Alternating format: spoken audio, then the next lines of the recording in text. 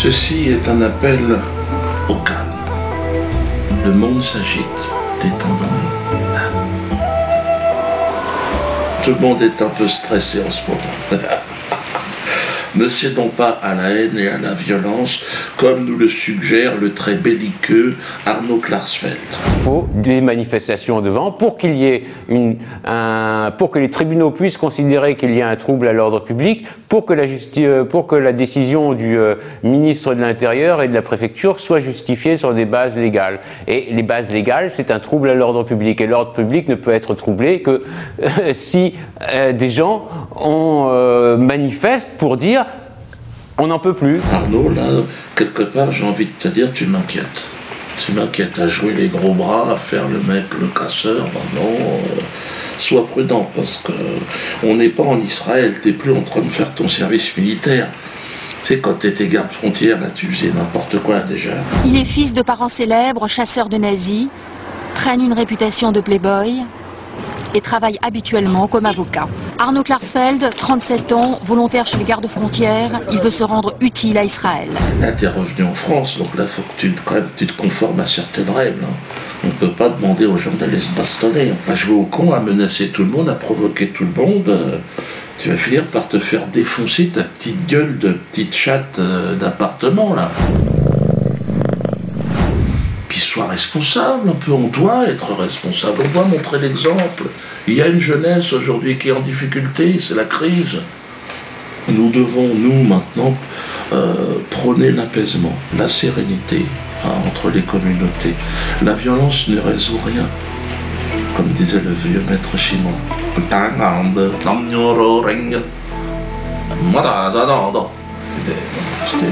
petit peu développé. Si tu veux débattre avec moi, Nono, moi je veux bien, je suis ouvert en plus au débat. Pourquoi on ne parlerait pas? Hein? Viens me voir, ou même j'irai te voir, on parle, on communique, on l'avait déjà fait une fois à Klarsfeld, tu te souviens? Là, on peut parler de chambre à gaz. Apparemment, tu as envie de parler de chambre à gaz. Parlons-en. Bon, je ne suis pas sûr d'être très précis là-dessus. Hein. Il y a Robert autrement. Robert Forisson, si tu veux, lui, je peux lui demander de te donner son contact. Mais bon, là, je sais pas si... Bon, après, tu vois, Robert, tu sais, on a fait un clip, tiens, regarde. Chaud ananas. Oh, chaud ananas.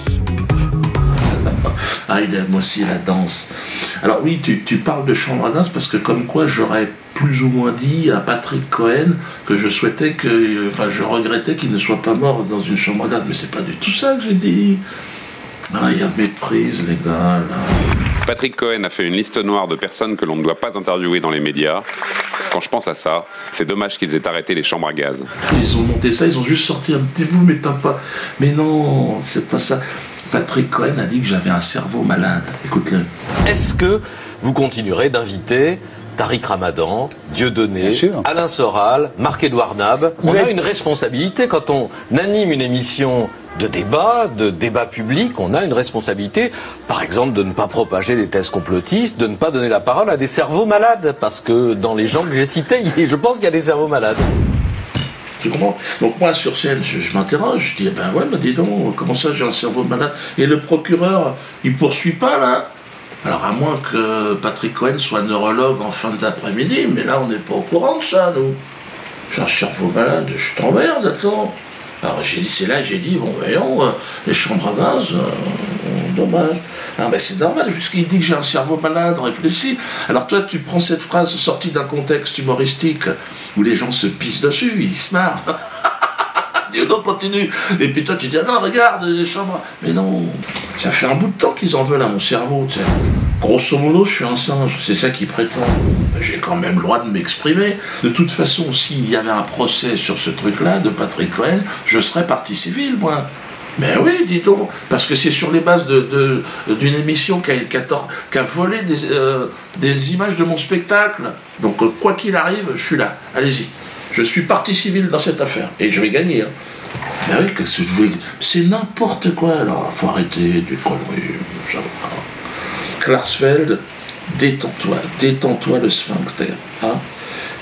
Ton père chassait les nazis, toi, mais oui, mais là, moi je suis pas un nazi, Klarsfeld, regarde ma gueule. Je suis né en 66. Donc j'étais pas né, moi, toi. Donc, et je t'ai dit, les chambres à gaz, j'y connais rien. Si tu veux vraiment, je peux t'organiser un rencard avec Robert. Tu veux que je te remette la corridor? Non, bon, on ne remet pas. À cause de gens comme toi, Klarsfeld, à cause de gens comme Jacques Lubowitz, des jeunes juifs se sont rendus coupables d'agressions en bande organisée. C'était à Lyon. Samedi dernier, vers 23h, des jeunes issus de la communauté juive font irruption dans l'établissement pour en découdre avec 4 serveurs.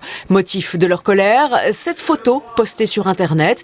Les employés y font une quenelle, un geste équivoque lancé par Dieudonné et que certains assimilent à un salut nazi. Une demi-heure plus tard, les mêmes jeunes se rendent dans un restaurant du 7e arrondissement. Là aussi, ils souhaitent s'en prendre à un employé qui a posté le même type de photos sur les réseaux sociaux. Une bagarre éclate avec les agents de sécurité qui finissent par repousser les agresseurs. Le lendemain, nouveau raid similaire, cette fois à Villeurbanne. Un homme est frappé et enfermé dans le coffre d'une voiture. Ils ont été arrêtés, bon évidemment, comme des jeunes cons. Qu'est-ce que tu veux que je te dise? Les mecs, ils ont fait ça en mocassin, ils n'étaient pas profilés. Bon là, ils sont sous contrôle judiciaire. Donc là, ils vont certainement faire de la prison. Normalement, ils devraient être en prison. Petit coup de téléphone, mais bon, ça ne pourra pas tenir une éternité. Hein. Donc là, je dis aussi que la victime de cette agression donc, est déjà nommée quenelle d'or cette année. Ce sera le 21 juin. Hein. J'espère qu'elle va bien, elle et sa famille, qu'elle n'hésite pas à prendre contact avec nous. Les autorités juives de Lyon ont été raisonnables. Contrairement à vous, ils ont appelé à l'accalmie. Regardez, écoutez-les. Ce sont des actes isolés. Bien évidemment que je condamne avec la plus grande fermeté parce que cela ferait une très mauvaise image à la communauté juive. Il est hors de question que qui que ce soit puisse, au nom de la communauté juive, pratiquer ce genre de bagarre ou d'expédition punitive. C'est totalement contraire au principe même de la communauté juive. Calmez-vous, les jeunes juifs de France, détendez-vous. Il paraît qu'ils veulent manifester devant le théâtre de la Main d'Or le 16 janvier prochain. Moi, je suis pour la manifestation, mais attention, les gars. De toute façon, moi je demande aux autorités de nous protéger, mais le problème c'est que il y a des gens en face qui sont pas contents non plus. Et vous ferez pas le poids, parce que les gens sont motivés, attention. Moi je suis contre la violence, je trouve que... Et je ne suis pas antisémite si c'est ça qui vous fait peur, non. Ah, vous pensez que... Non, non, il y a un malentendu, voilà, il y a un malentendu. Non, je suis pas antisémite. Là, je fais ce que je veux quand même. Je vous le dis, je n'ai pas le temps, et puis non, je n'ai pas cette idée-là. Je ne dis pas que je ne le serai jamais. Hein. Je me laisse cette possibilité, mais pour l'instant, non, je ne vois pas, je n'ai pas de raison. Je n'ai pas à choisir entre les juifs et les nazis. Je suis neutre dans cette affaire. J'étais pas né en 1900, machin, moi je suis né en 66, donc qu'est-ce qui s'est passé, moi? Qui a provoqué qui a volé qui? J'ai ma petite idée, mais enfin... Alors, calmons-nous, calmez-vous. Hein. En ce moment, tout le monde s'énerve. Évidemment, Manuel Valls met de l'huile sur le feu. Dans un communiqué, Manuel Valls dit étudier la possibilité d'empêcher ces réunions publiques, qui contribuent selon lui à chaque nouvelle représentation à accroître les risques de troubles à l'ordre public.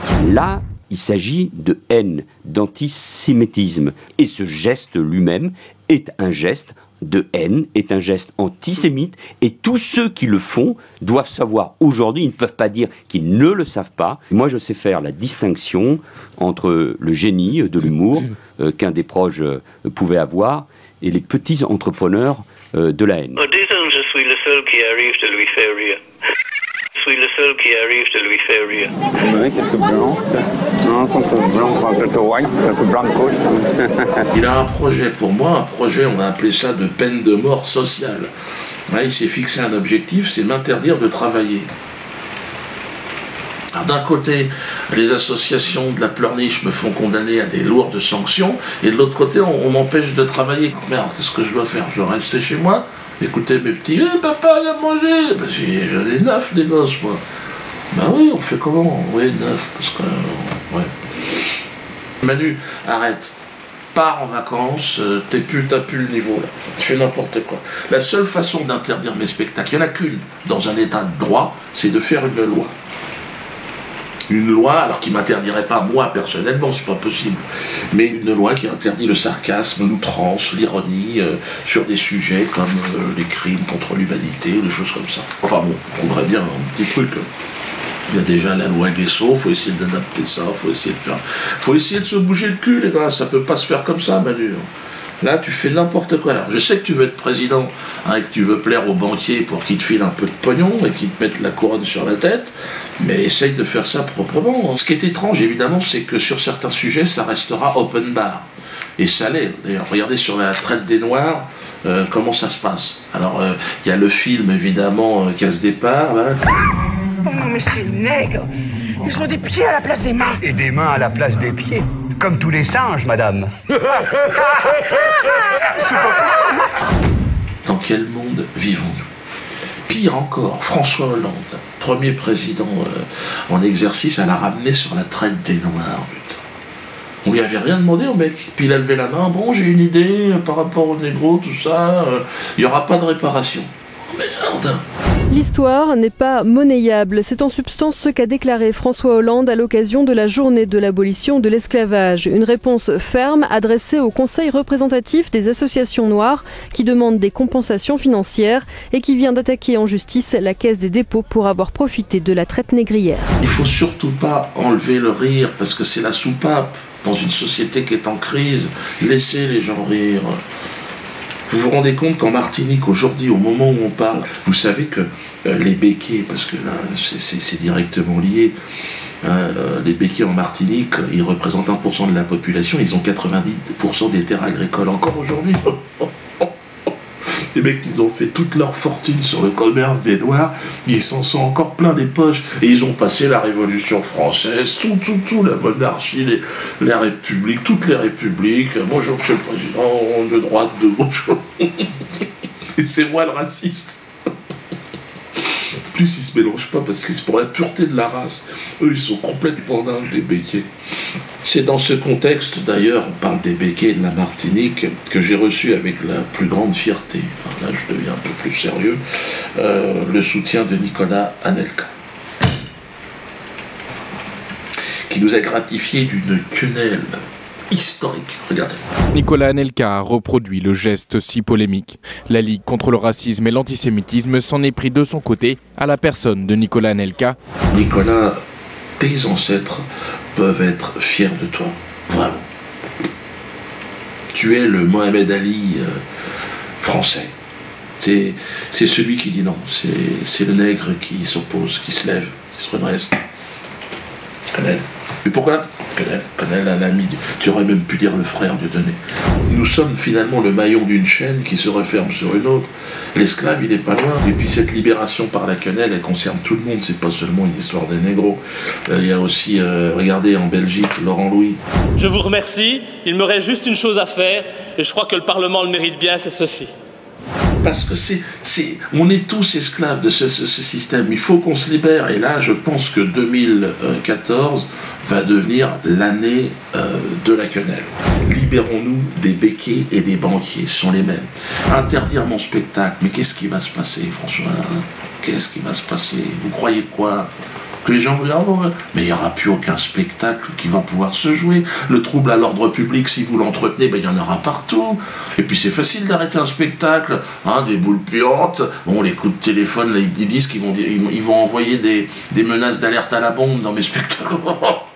Mais dans tous les cinémas, il y aura des alertes à la bombe. Partout, dans tous les lieux publics, vous croyez que c'est... Calmons les choses. Hein? Zen attitude. Hein? François, tu la sens évidemment, qui se glisse dans ton cul, hein, la quenelle. Parce que je ne pense pas que tu iras à la fin 2014. À mon avis, tu vas être obligé de... Mais il ne faudrait pas que Valls prenne ta place, parce que... il est mauvais. Il est mauvais. Alors moi, ce que je te conseille, François, en attendant que ton départ très très proche,